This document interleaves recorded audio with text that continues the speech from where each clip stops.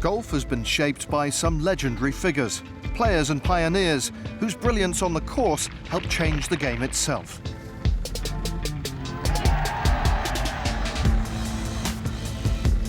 Golfing World's resident coach Simon Holmes has been looking at the careers of some of those greats of the game. Today, the innovator and 7-time major champion, Gene Sarazen.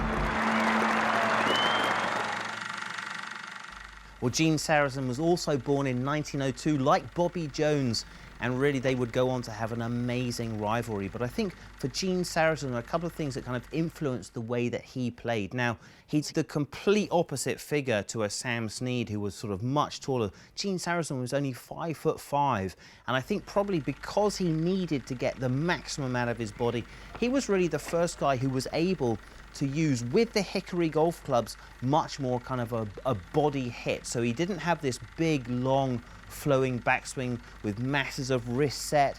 He had a much more compact swing, and sort of the first guy really who really kept his chest down and over it, got the whole of his right side through the ball. And similar to Gary Player, a lot of times you see Gene Sarazen hitting shots where he's actually walking that right side all the way through. So certainly the first guy who had what we would call more of a body hit, where the arms were really sort of connected to his chest and his hips, and he used his body rotation and the weight shift to get maximum power in terms of his career. It was a fantastic competitor, you know, a slight guy, definitely sort of working on maximum power he could achieve, a real golf hitter, not a swinger. He was the first man to win all of the big 4 major championships. And in his shot heard around the world, on the 15th hole at Augusta in 1935, he holed a forward from 227 for an albatross to tie poor old Craig Wood, and then beat him in a playoff the next day. So he, you know, fantastic shots that he hit. But in terms of his innovation, of what he gave us, he had a very, very long relationship to Wilson Golf Company. And the first thing that he did was he used to put reminders on his grips of where his fingers should go and his thumb should go, and also a little line through the back there. So that was the first time we'd ever seen that, something that Wilson and now the modern manufacturers are still using today. But most interestingly, and something that he's really attributed with, is the design of the modern sand wedge. So in those days, you know, his sort of rivals would have been Walter Hagen and Bobby Jones specifically. You know, if you think about those 3 guys, it's the first time America was a real powerhouse of golf, and for the first time innovation was starting to happen on that side of the pond. So this is the story. In a flight that he takes with Howard Hughes, which just goes to show that golf and sort of elite business has been alive for a long time, he sees the sort of water vapor going up over the wings, and so he somehow gets the image that that would affect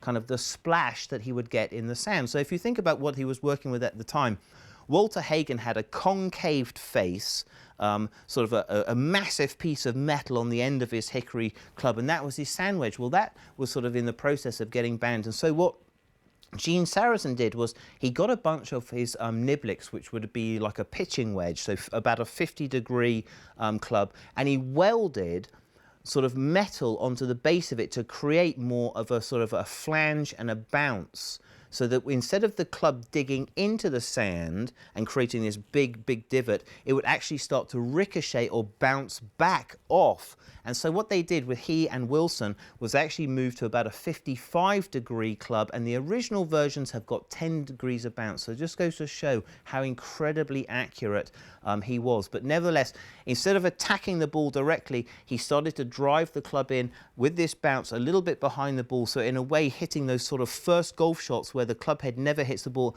and sort of really lets it ride out on the divot. So no doubt a great innovator. After his amazing golf career and his fantastic hole-in-one at the age of 71 at the postage stamp of Troon, he went on to become sort of a global ambassador. He was a great sports commentator. He really understood the game. So in the wonderful world of golf, you can hear his dulcet tones describing the shots, interviewing the players. So for Gene Sarazen, you know, a player perhaps not that heralded for his achievements, but one of only 5 guys to win all the majors, a great golf thinker and a perfect gentleman.